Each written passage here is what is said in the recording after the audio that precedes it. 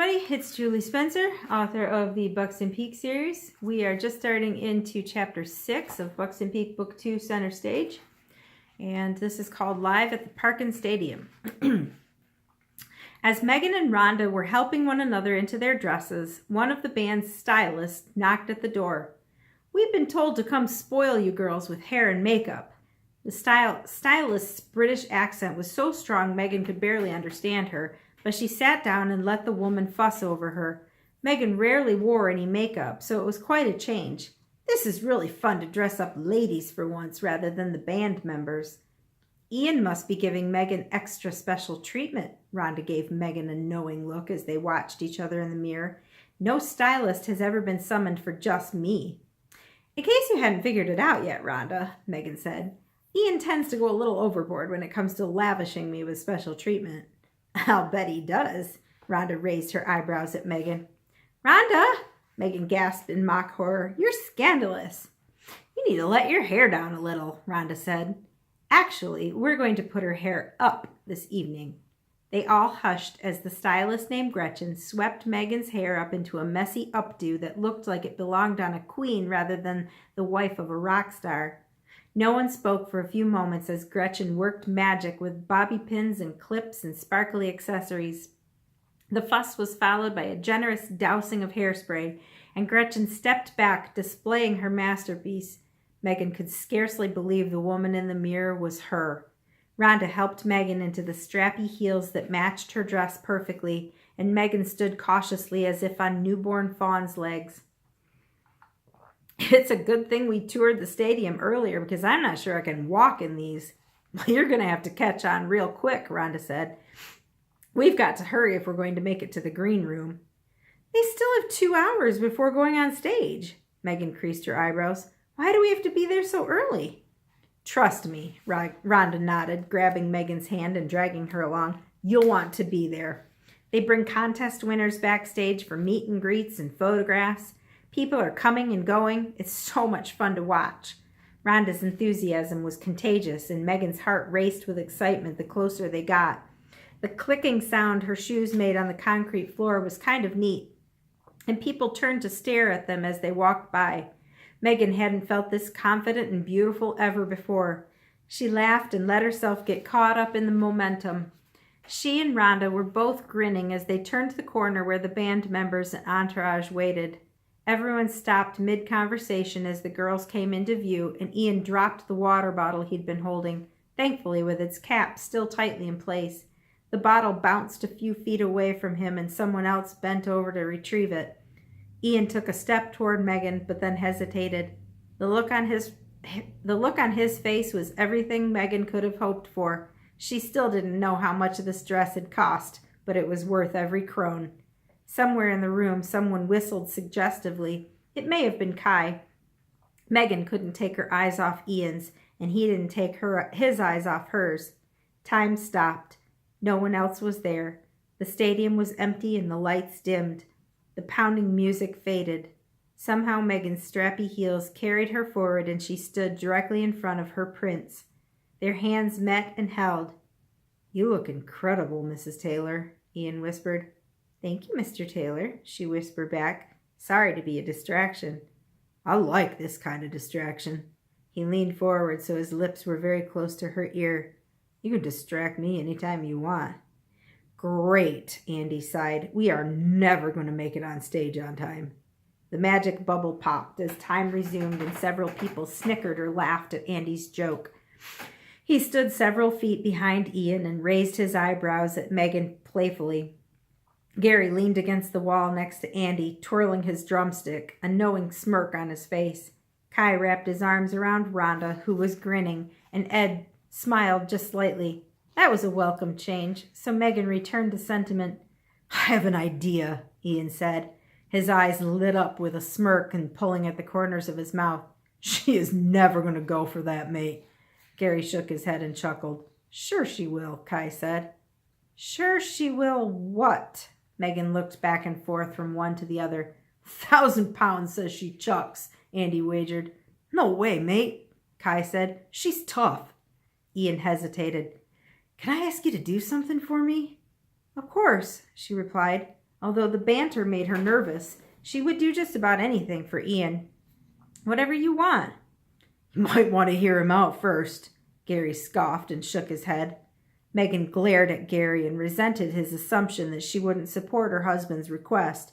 He seemed to have forgiven her for slapping him, but her anger toward him had barely diminished. She narrowed her eyes at Gary defiantly and turned back to Ian, inviting him to make his request. "Can I introduce you to the world?" Ian asked. "What?" Her question was barely a whisper. He squeezed her hands and held them gingerly as his eyes pleaded with her. "Can I bring you out on stage with me, love?" he asked more directly. He bit his lip and looked at her sheepishly. Megan began shaking her head imperceptibly and felt as if she might fall over. Her ribs were caving in on her lungs and she became lightheaded. Rhonda took her elbow and Ed too, as if they were all afraid Megan was going to pass out. It probably wasn't far from the truth. She reminded herself to breathe and focus on Ian's eyes. Nothing could ever be too much to handle if she could just look into his beautiful eyes. She tried to think logically, but said the first thing that popped into her head. "Why?" "Your friends want to meet you, love." Your fans want to meet you, love. This is the perfect opportunity." Ian's voice became more animated. "We can bring you out on stage and have you sit there with me, and I'll sing you the song I wrote for you. The crowd will love it." Something about his statement gave her pause, but she couldn't quite figure it out. Then it dawned on her. "What do you mean, my fans?" Not his fans or the band's fans, but that she had her own fans. "The world loves you, Megan," Kai said. "Between Ian's proposal on live telly and your interview with Stacy, and now the story of how you flew across the pond to be with your best friend when she was sick, you're like trending right now." Megan looked around the room and realized they'd all been in on this secret, and she was just now learning. It reminded her of the day she found out that Ian was a rock star. She felt lightheaded and leaned forward into Ian's arms. He was sturdy and comforting, but she almost collapsed. "You know," Ian said, "could I have a minute alone with my wife, please?" Ian started guiding Megan toward the dressing room. "Told you we weren't going to make it on stage on time," Andy teased. Ian glared at him and he stopped laughing.